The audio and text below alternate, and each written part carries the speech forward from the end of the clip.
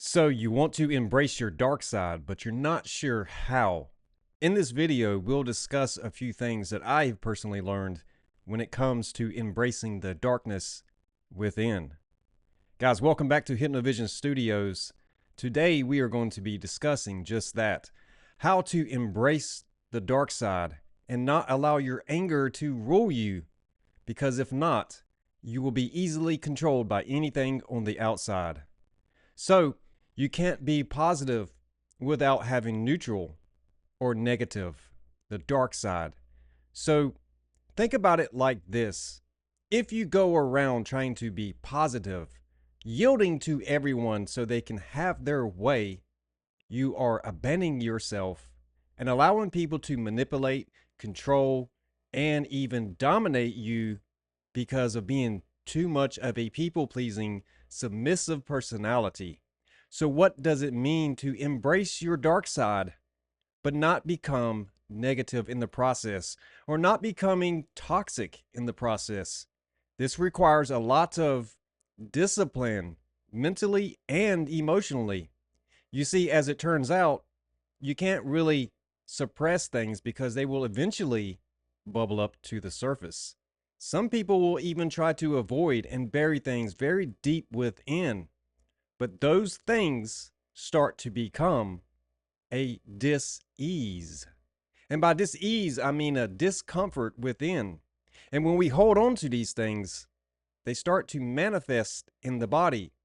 Tension, headaches, ailments, and even diseases that actually manifest physically. So embracing your darkness isn't always about going around and just being mean to people.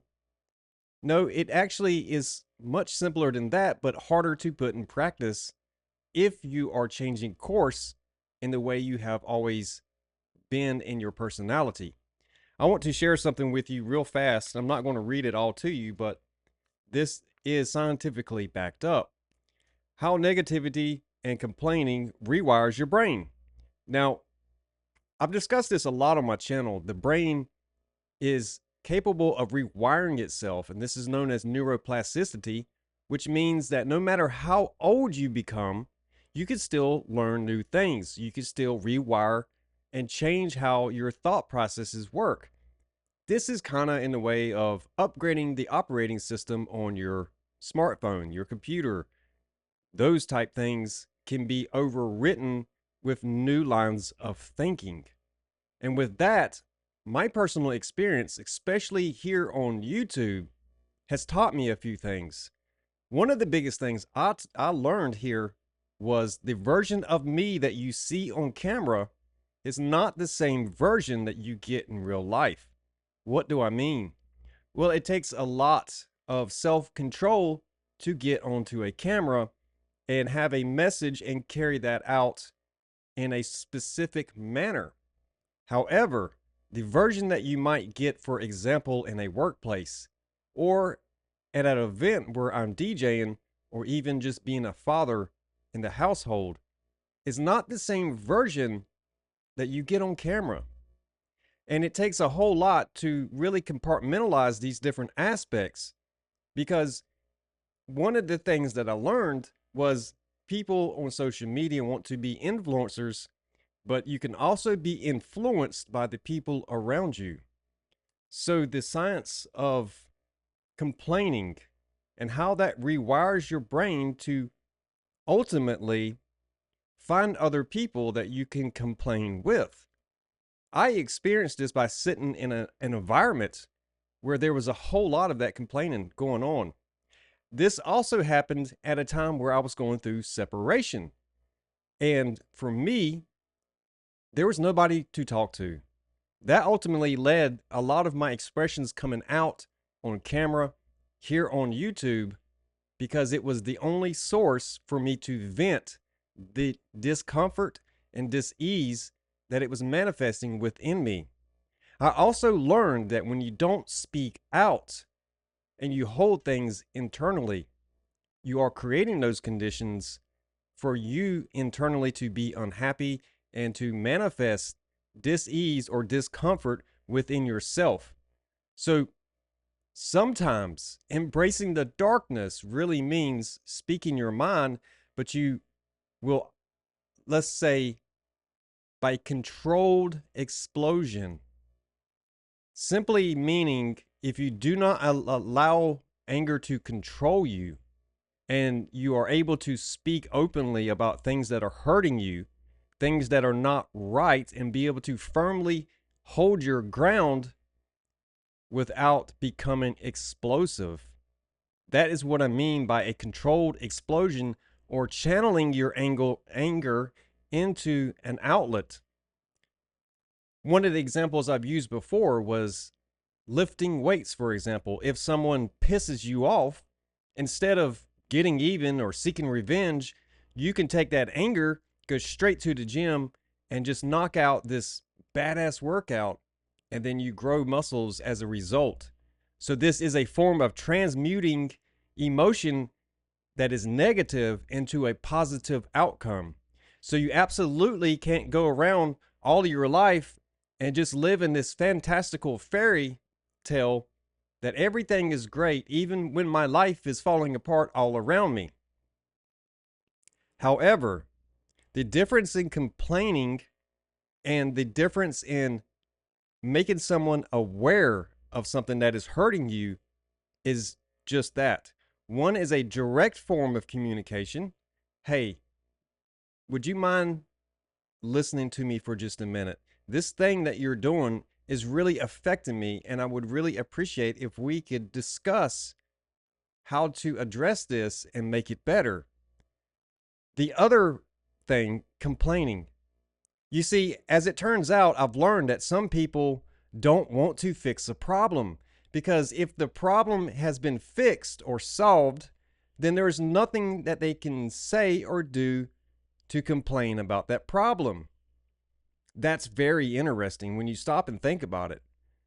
So, my experience with that has been this: as someone who is very independent, interdependent, I'm not very codependent on people, because if I can do it for myself, then I don't owe anybody anything for things that I can absolutely do for myself. I would never expect someone to tie my shoes for me, and then because you tied my shoes, now I have to do a favor for you. On the flip side of that, there is that equal give and take aspect of things. But what I learned in this whole process was that people who enjoy complaining have been polarized into a negative mindset. So there's two paradigms here. In ancient human history, the whole concept of light and dark, lightness and darkness, the battle between light and dark, has been one of these ongoing themes since the dawn of time. In religion, we see this as the paradigm between Jesus and the devil, and in human experience, we can physically see this with the sunlight and the moon. However, I recently heard something that made a lot of sense. If you want to be a light worker, then be prepared to have a lot of negative people throwing rocks and hiding their hands. And it was explained just like this: you don't light a lamp during the daytime. You light a lamp at night when there's darkness all around. So to be a light worker, you have to be brighter than the darkness around you. And that is what attracts the moth to the flame. So you start to attract unhealed people. You start to attract people who are still in those negative mindsets, who want to pull you into the same energy, the same feelings, the same paradigm as them. And this is where you can learn to embrace your darkness, use that to your advantage, and hold your ground. Because if you do not, and you allow your anger to rule you, then you will become just like them. What do I mean by this? It's simply like standing up for yourself, because if you don't stand for anything, you will fall for something. It's very, very enlightening. So it's okay to be a positive influence. In fact, that's great. Trying to inspire people, trying to uplift people.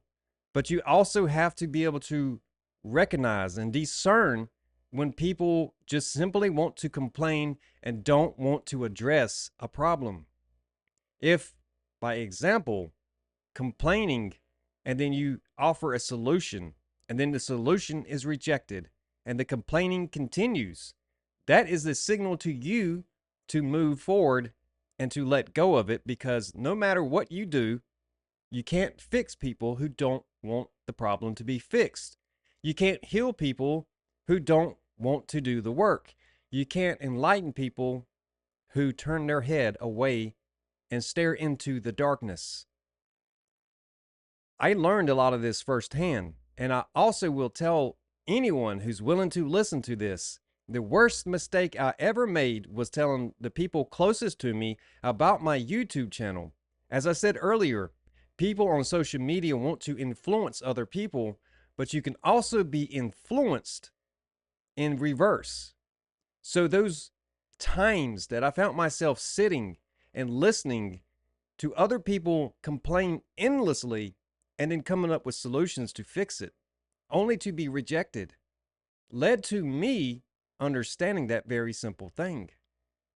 Why would anyone give a damn about me creating a YouTube channel to inspire people during a time where I was going through separation and had no one to turn to? There was not a single friend that I could think of that I wanted to call and discuss my problems with. As it turns out, I didn't want to complain because I was simply going through a lot internally. You see, I could see around me the negativity, the unhealed people around me, and that was only because I had experienced something that I can only describe as having awakenings. Really, what that is becoming aware. You have become aware of different aspects, not only in the outside world, but within yourself. This is like the golden mirror aspect. Seeing for yourself with your own eyes gives you first-hand knowledge, which leads to the saying, to know thyself, and you shall know all. Perhaps some people get this savior complex where they feel like they have to go around and save people. And then there is that emotional hook that comes with that. Well, I did X, Y, and Z for you. You're so ungrateful. You owe me. If that's the case, then you understand why if I can do it for myself, I do not want someone else to do it for me. I don't want these emotional paybacks that are one-way streets. And that taught me a lot, because during this whole process, I have been executing a business plan that I wrote 3 years ago. And during this time, everything that has happened in my environment, whether it be in a workplace, whether it be in my home life, whether it be on this YouTube channel, I have always taken everything that people were willing to teach me and try to incorporate that into my life. Every job I have ever worked in my entire life, there's always been at least one thing that I could take from that job and implement into my own life. When I did metal fabrication work, for example, I learned how to build and read blueprints and really learn to visualize and build things from the imagination, regardless of a blueprint. So I can actually read blueprints and I can actually build from scratch. In other jobs, there has been skills and trades that I learned that I could apply here in my own house when it comes to doing home renovations. So I always try to leave a job with at least one thing better than it was when I found it.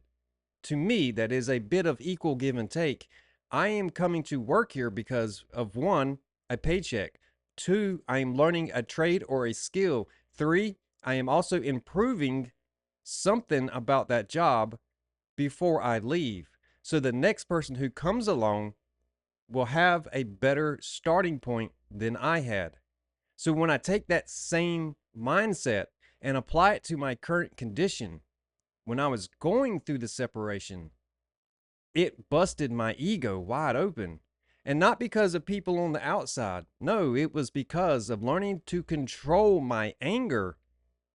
Because I used to allow people to walk all over me because I wanted to be liked by everyone. So, by not embracing my own darkness, I allowed other people to project their negativity, their darkness, their trauma onto me and then get the blame for it. And that is something that is very hidden in the human psyche itself. So to embrace your darkness sometimes means that you have to take a stand for yourself and be firm in that stand and not allow someone to project onto you their own trauma, which then forces them to face their own mirror. And that is the absolute truth here, guys. So embracing your darkness, embracing the anger, because we all have anger. Now, something else that I learned very interesting about this is some people, including myself at one point in life, you hit that point where you keep allowing people to get away with things. You keep allowing it to happen over and over. And as that starts to happen, something starts to build with inside of you. That anger is creating steam. We're going to use this metaphor. Anger is creating steam, just like steam boilers work, right? We take water and we put heat to it and it creates pressure. That pressure creates steam. That steam turns turbines, which creates electricity. Now, if we take that metaphor and apply it to the human body, when you get angry and you allow people to keep pushing you, pushing you, pushing you, and then pushing on you, and then finally you hit that point where you can take no more and then you have an outburst. Some people will start to get so angry that they will start to cry. You're crying, you're leaking out water from your eyes because you're angry. That seems like a mismatch emotion. On the one hand, you're angry, you're pissed off, you've been pushed beyond your limit, and now you are completely reacting to it. But at the same time, you're so mad that you're crying. Perhaps there is a hidden layer to all of this. Perhaps the crying is a sign that you have not been listening to yourself. The tears perhaps could be that you're very upset with yourself for allowing this to continue. And the other aspect of this is when you become so angry and you get to that point and you're having an outburst and you're crying at the same time, there is an aspect to that that I don't want to hurt anyone. And it's not like you're making me do this, but you have crossed that point where something has to give. And instead of having a controlled explosion, you are having a meltdown. You are angry and crying at the same time. Mixed matched emotions pouring out. So what do you do? First and foremost, learning to control your anger sometimes means that you have to delay your response. Allow yourself to think through the process. Why is this bothering me? How do I respond? Don't allow yourself to go beyond your breaking point. Instead of having the outburst, it's much easier to make the attempt to be open and honest with another person. Now, we can worry about hurting someone else's feelings. That is a real thing. That is something that I personally have struggled with. I don't like hurting people's feelings and I don't like being mean to people. But if you keep poking a bear, don't get mad when a bear turns around and finally bites you. That is what I'm trying to say here. Don't allow yourself to get to the point where you have an uncontrolled explosion of anger and crying and not being able to think properly or think clearly. So, learning to control your anger, I think of the Incredible Hulk when he says that I am always angry. You see, he learned to control that anger, and eventually In the Avengers movies, the Hulk and Bruce Banner became one. So, by this understanding, embracing the darkness, embracing the light, and integrating that within you, you want to see the best in people. You want to see other people succeed. You want to be celebrated when you succeed. But you can't go around and ignore the negativity within you or the negativity in others. However, when it comes to those discomforts and dis-ease, those type things, you must speak them openly so you can release them. If someone is in your environment and they are creating conditions that are bothering you, you're not a negative person for calling it out. I have experienced this firsthand. You see, as it turns out, in the business world of things, people will assume without even knowing what it is and why they are assuming things. If you are around a bunch of people who like to complain, then they could go and complain to management and then give management this idea or image of another person. And then from that place, they take action according to hearsay without ever going and speaking to the person directly and trying to get to the root problem. In fact, in those type situations, that is the purpose of management, to manage different personalities and different problems, to solve those problems and to find solutions for everything to continue to work in harmony. When that fails to happen, then you find yourself in a slippery slope, me against you. It is a one-on-one, me versus you type thing. This is where learning to control your anger and disciplining your anger really will pay off, but not allowing people to walk all over you and continue their patterns of projection and trauma onto you. It will force these people to face their own mirror. That is something that happens when you integrate the light and the dark and you become neutral. You are able to reflect back to other people neutrally their own traumas, issues, and problems.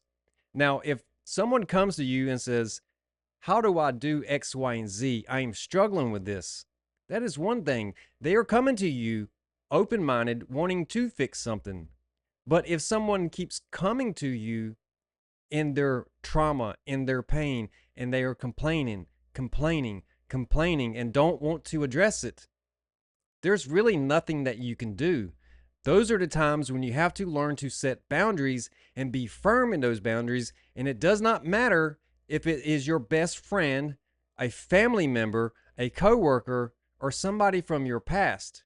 Now, it would be very easy for me to play the victim and blame all of these people for my circumstance. However, I learned that no matter what people say on the outside of me, once I learned to set that boundary around myself, where I can filter through who's complaining and who has a problem that they really want to address and fix, I am more than willing and open to anyone who wants to address or fix problems or even create and collaborate and be very creative in their connection with me.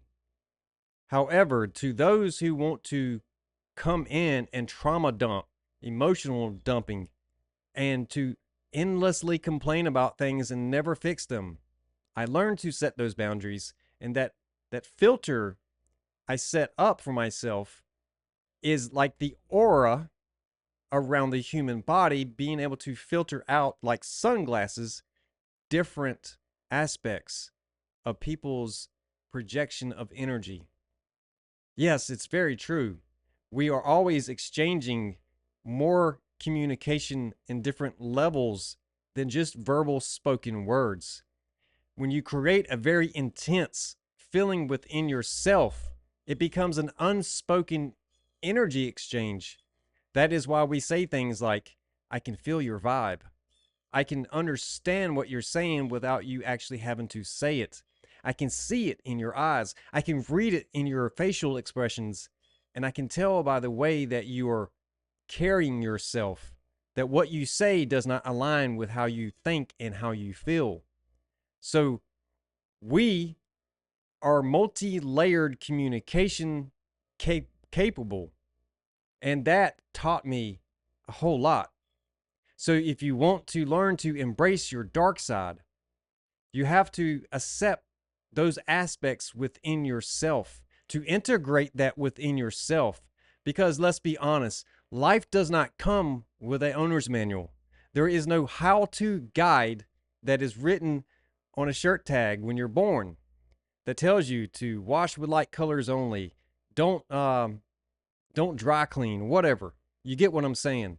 We don't have that owner's manual. Everything in life is cause and effect. Everything in life is a learning lesson in the present moment.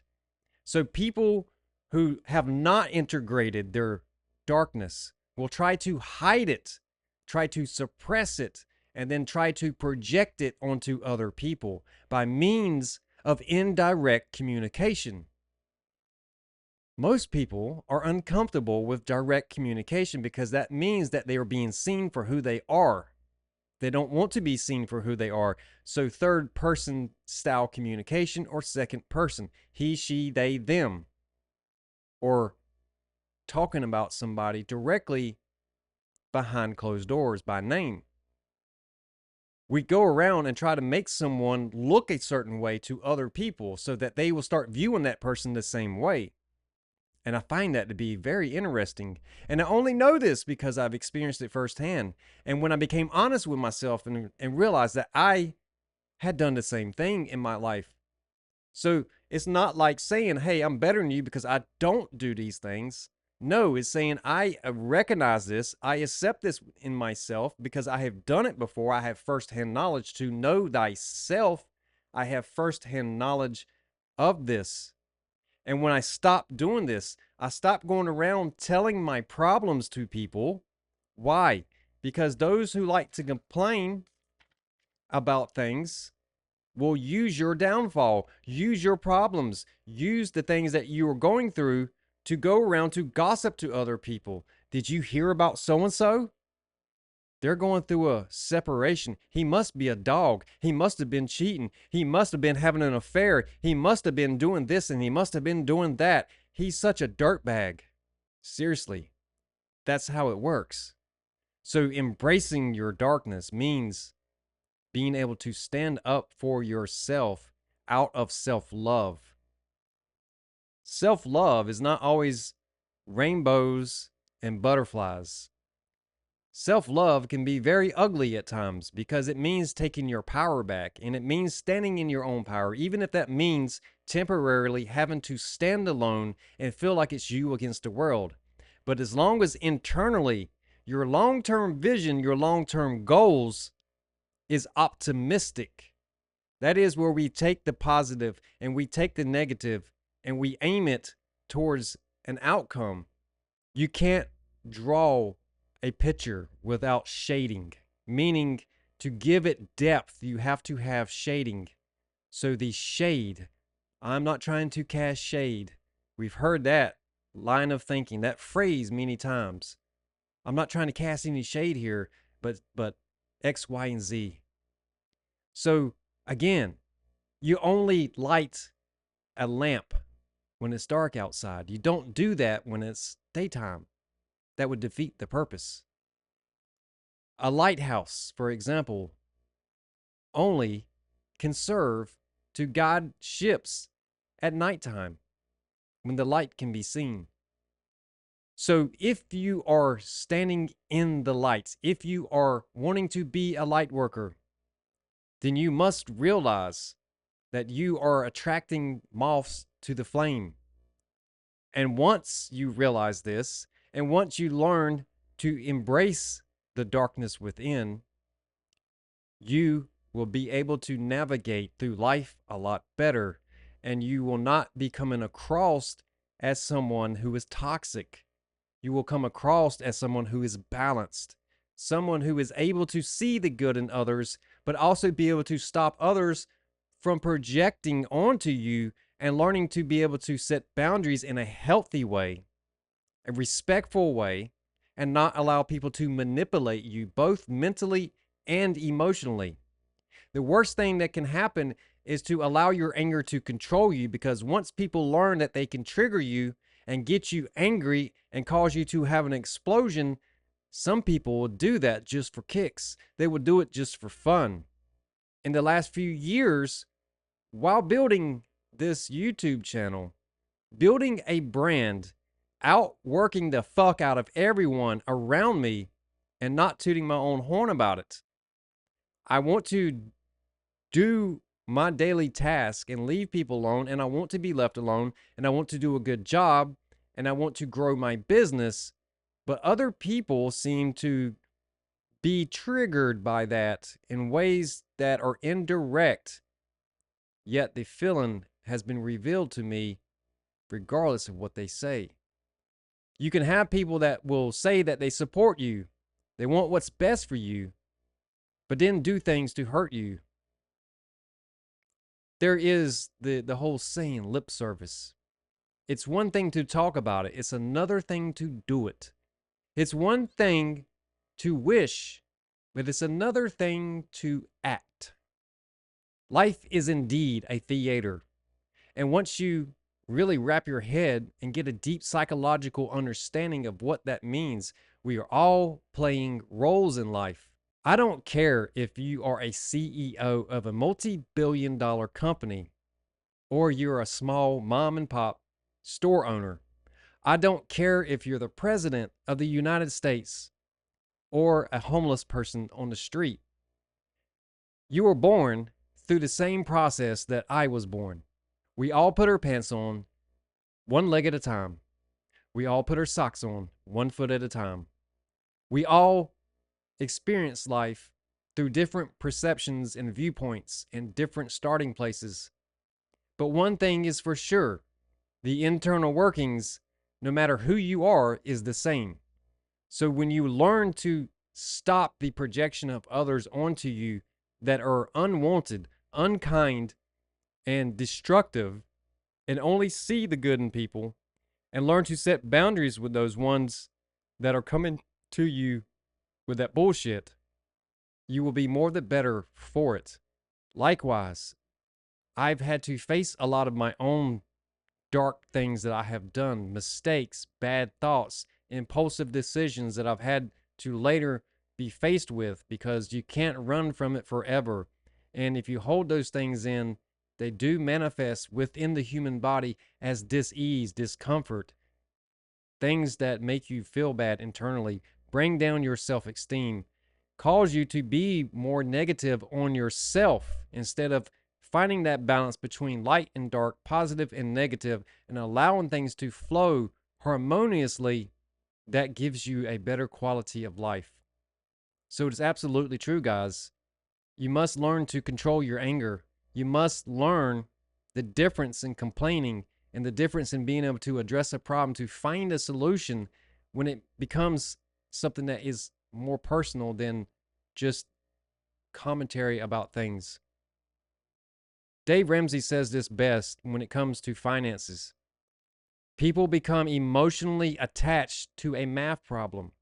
You have a math problem. Math is not emotional. Math is logical. 1 + 1 = 2. It's not emotional. You should not ever be traumatized because 1 + 1 = 2, not 3. Or 2 + 2 = 4. That pisses me off. And now I'm going to go around and treat people bad because 2 + 2 = 4, and I think it should be 3. You see what I'm saying? This is where embracing your dark side will help you, and not allowing yourself to be ruled by that anger, because that emotionally immature person will try to trigger you into having an emotional outburst, and then they can say, see, I told you that person over there, they're bad for business. And with that, guys, I'll see you on the next one.